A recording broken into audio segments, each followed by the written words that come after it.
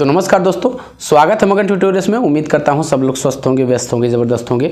दोस्तों कुछ दिनों से मेरे वीडियोस नहीं आ रहे थे, आप लोग को पता होगा। तो सबसे पहले तो मैं उसका कारण बता दूं आप लोगों को, और फिर इसके बाद NIS DLS से संबंधित कुछ ऐसी अपडेट्स हैं जो आप लोग को जानना समझना ज़रूरी है। मैंने जानना और समझना दोनों शब्द इसलिए प्रयोग किया क्योंकि कुछ चीज़ें ऐसी निकट भविष्य में हुई हैं जो आपको समझनी ज़रूरी है, जानने से ज़्यादा समझनी ज़रूरी है। तो ठीक है, छोटी सी वीडियो रहने वाली है। कुछ ऐसे चीज़ें होती हैं, और एक चीज़ मैं आपको बता दूं कि मगन ट्यूटोरियल से जो भी कंटेंट डाले जाते हैं ऑथेंटिक होते हैं, और विशेषकर मैं यदि इस पे कुछ कहना चाहूँ तो वो किसी न किसी तरह से औचित्य भरे होते हैं और संदर्भित होते हैं, हम कह सकते हैं। तो 2-4 दिनों से वीडियो नहीं आने का मतलब आप लोग यही लगा सकते हैं कि 2-4 दिनों के अंदर से कोई इस तरह की अपडेट्स नहीं थी जिनको लेके मैं आपके सामने आता। और मेरा ये अपना ध्येय है, मेरा अपना ये मानना है कि यदि कोई ठोस वजह ना हो, कोई ठोस जानकारी ना हो, कोई ठोस अपडेट ना हो, तो बिना मतलब के आके आपका टाइम जाया करना इसका कोई औचित्य नहीं। लेकिन फ़िलहाल आज के लिए कुछ ऐसी चीज़ें हैं जिस पे बातचीत की जा सकती है। सबसे पहली नंबर 1, जो दिल्ली में NIS DLS को फिर से वापसी कराने के लिए जो माननीय सुप्रीम कोर्ट दिल्ली में जो केस लगाया गया था, फाइनली वो लिस्ट हो चुका है। आप लोग को पता है, और यदि नहीं पता है तो जान लीजिए, मैं यहाँ पे चला दूंगा उसकी स्क्रीनशॉट। तो लिस्ट हो चुका है फाइनली। 15 मार्च को, इसी 15 मार्च को इसकी फर्स्ट हियरिंग है। लेकिन मैंने खुशखबरी शब्द इसलिए यहाँ पे नहीं प्रयोग किया क्योंकि अभी इसको मैं खुशखबरी नहीं कह सकता। यदि 15 के बाद भी ये केस कंटिन्यू रहता है और जो कुछ भी होगा, सबसे पहले तो मैं आपको ये बता दूं कि हम उसको आप तक पहुँचाने की कोशिश करेंगे। अभी टेंटेटिव डेट है, मैं बार बार आपसे कहता हूँ कि टेंटेटिव डेट है, चेंज भी हो सकती है।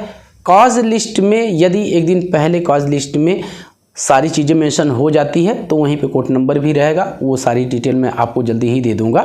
कॉज लिस्ट में आ जाता है तो बहुत कुछ ऐसा हम मान सकते हैं कि केस सुना जाएगा, मतलब काउंटर पे, पटल पे रखा जाएगा।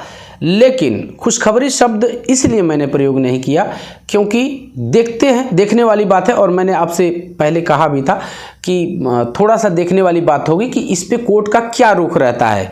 यदि हमें पॉजिटिव रुख दिखाई देता है कोर्ट का, तो उसके बाद से खुशखबरी भी शब्द हम प्रयोग करेंगे, एक उम्मीद की किरण भी हम उसको कहना शुरू करेंगे। लेकिन अभी फ़िलहाल कुछ नहीं। तो अभी के लिए आप क्या कर सकते हैं, अभी के लिए आपसे जो कुछ भी हो सकता है वो आप कीजिए। यदि आपसे सहयोग के लिए कहा जाता है आप वो भी कीजिए। और यहाँ पे मैं ऑफ कोर्स कहना चाहूँगा कि पप्पू सर ने अच्छी मेहनत की है, और उनकी मेहनत का ही ये परिणाम है कि ये केस अभी लिस्ट हुआ। आप लोग को पता है कि पप्पू सर एक बड़े चेहरे के साथ माननीय सुप्रीम कोर्ट में जाने वाले हैं, और कपिल सिब्बल जी की बात है तो हम एक्सपेक्ट यही करेंगे कि वो वहाँ पर उपस्थित रहे। और यदि माननीय कोर्ट का, अब इसमें एक बात आप लोगों की हो सकती है, आप लोग का एक सवाल हो सकता है कि इसमें आप सर ऐसे क्यों कह रहे हैं कि पॉजिटिव सुनवाई हो तभी हम आगे कुछ कह सकते हैं। इसका कारण ये है कि पहले एक निगेटिव डिसीजन आ चुका है, और ये प्रयास पहले ही होने चाहिए थे। निगेटिव डिसीजन आ चुका है, और उसी माननीय सुप्रीम कोर्ट का ही गवई जी की बेंच का आप लोग जानते हैं। तो इसमें थोड़ा सा संशय इसलिए मैं कह रहा हूँ। बाकी आप लोग पूरी तरह से मानिए कि NIS DLS पूरी तरह से एक लीगल कोर्स है, लीगल प्रोसीजर फॉलो किया गया था। इसके लिए NCTE की थोड़ी सी लापरवाही के कारण हम कह सकते हैं कि हमें ये दिन देखना पड़ रहा है। तो यदि बातों को समझाने में हमारे एडवोकेट्स हम कामयाब हो जाते हैं, माननीय कोर्ट को, माननीय जजेस को, तो आगे भी हम ऐसी एक्सपेक्टेशंस रख सकते हैं कि ये जो कोर्स है वो वैलिडिटी की तरफ अपनी बढ़ेगा। और रिज़ल्ट कब तक आ जाएगा इस संबंध में हम आपसे अभी कुछ भी कहने की स्थिति में नहीं हैं। फर्स्ट हियरिंग की बाद बहुत सारी चीज़ें साफ़ हो जाएंगी, वो आप भी देखेंगे। मैंने आपसे पहले भी कहा कि हम जल्दी ही कोशिश करेंगे कि इस तरह की डिटेल इकट्ठी करके और उसका जो लाइव टेलीकास्ट है हम आप तक फॉरवर्ड करें, तो आप देख लेंगे, तो आप खुद से भी रिजल्ट निकाल सकते हैं कि क्या कुछ इसमें आता है। बाकी जो दूसरी चीज़ आप लोग से कहनी थी, मैं इनडायरेक्टली कहूँगा इस चीज़ को, नाम तो मैं नहीं लेना चाहूँगा, ना ही मेरी ये फितरत है कि मैं किसी का नाम लूँ और किसी को मैं हर्ट करूँ, ऐसा मेरा कोई भी इस तरह का प्रयोजन नहीं होता है, इस तरह का कोई भी मोटिव नहीं है दोस्तों। लेकिन ये चीज़ें कहनी पड़ती है। कुछ इसी ग्रुप में अपने NIST DLED परिवार में ही कुछ ऐसे तत्व ज़रूर हैं जो बिना मतलब बवाल खड़ा करना चाहते हैं या बिना मतलब दूसरे के ऊपर कीचड़ उछालने की कोशिश वो करते रहते हैं। करेंगे वो कुछ नहीं। उनसे यदि ये कह दिया जाए कि आप खुद सामने आके और सारी चीज़ें हैंडल करिए और आप सब कुछ देखिए, ठीक है आपके हाथ में सब कुछ है, वो आगे नहीं आएंगे। जो आगे आएगा उस पे कीचड़ उछालेंगे। तो मेरा इशारा आप लोग समझ रहे होंगे। कुछ दिन पहले इस तरह की गतिविधियां हुई हैं, इस तरह का एक नाटक हुआ है हम कह सकते हैं। तो वो ऐसे लोग हैं जो काम खुद नहीं करना चाहेंगे, दूसरे पे कीचड़ उछालेंगे।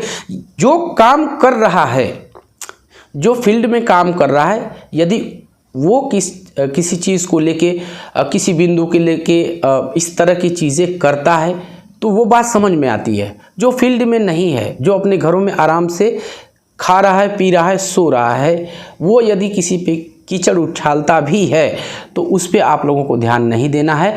अब हम कह सकते हैं इस पॉइंट पे कि NIST DLED के लिए अच्छी हम कहें कि सांत्वना भरी खबरें आनी शुरू हो गई हैं और माननीय पटना हाई कोर्ट में भी केस लगाया है TRA 3.0 के लिए। तो वो भी जल्दी ही लिस्ट होगा, जैसे कि हमारी संभावना है, जैसा कि हम एक्सपेक्ट करते हैं।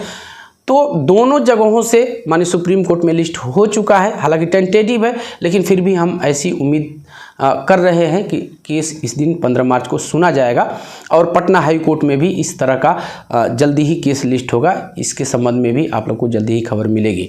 तो अफवाहों पे आप लोगों को ध्यान नहीं देना है।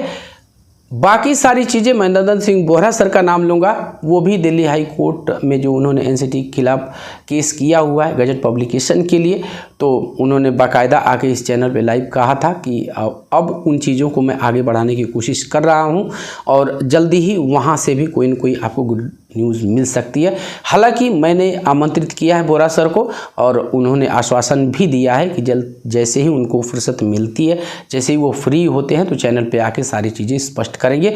मैं फिर से आपको एक मोटे में चीज़ कह के जाऊंगा यहाँ पे कि आप लोगों को अफवाहों पे ध्यान नहीं देना है और जो इस तरह की कह सकते हैं कि हम ड्रामेबाजी की जाती है पब्लिकली, उस पे भी आपको ध्यान नहीं देता है। ये वही लोग हैं जो काम नहीं करते हैं और दूसरे को करने भी नहीं देते हैं।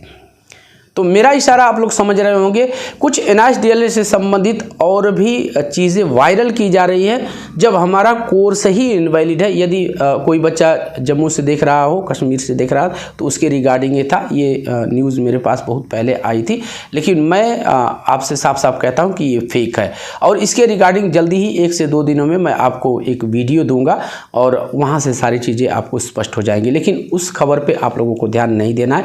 कोई प्रशिक्षण, कोई ट्रेनिंग NIST DLED के माध्यम से अभी फ़िलहाल के लिए इस तरह की कोई भी ऑफिशियल वेबसाइट पे अपडेट नहीं है। तो बस यही कहना था दोस्तों। चिल रहिए और पॉजिटिव सोचिए। आपको पॉजिटिव सोचने की ज़रूरत है। जो कुछ भी होगा अच्छा होगा, ऐसा हमें सोचना है और आने वाले 2-4 दिनों में हमें पता चल जाएगा कि आखिर हमारे साथ होने क्या वाला है और हम किस तरफ जा रहे हैं, क्या हम हार रहे हैं या फिर जीत रहे हैं। अभी के लिए यही कहना था। लेकिन ये है, ये मैं आपको कह के जाऊंगा कि ये कोर्स पूरी तरह से वैलिड है और पूरी तरह से ये चाहे वो RTE हो या NCTE के अपने जो मानक हो उस पर पूरी तरह से खरा उतरता है। तो नो डाउट कि ये माननीय सुप्रीम कोर्ट में भी वैलिड होगा। तो बस दोस्तों यही था आज की इस वीडियो में। उम्मीद करते हैं कि आपको ये वीडियो पसंद आई होगी और चलते चलते वही रिक्वेस्ट दोस्तों, कृपया इस चैनल को लाइक, शेयर और सब्सक्राइब ज़रूर कीजिए। दोस्तों जब आप ऐसा करते हैं तो हमें एक मोटिवेशन ज़रूर मिलता है। मिलते हैं अगली वीडियो में, तब तक के लिए नमस्कार।